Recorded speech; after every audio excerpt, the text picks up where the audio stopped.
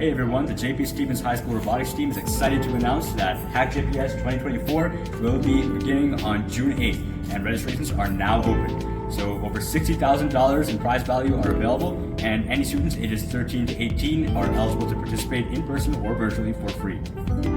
HackJPS is a hackathon or weekend coding competition in which students compete to make the best projects they can for specific categories within limited time.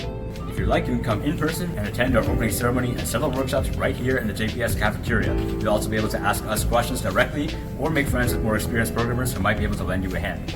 In-person attendees will also be able to enjoy free lunch along with possible giveaways. For those who choose to participate online, we'll be having full live stream coverage of the in-person part of the event thanks to the generous support of the JPS Tech Department. There will also be additional workshops being held both virtually and in person. Some of these are organized by our robotics team, the JPS Research Club, the JPS Cyberhawks Club, the Girls Who Code chapter here at JP, Postman, and the NJIT Robotics team, with even more pending confirmation.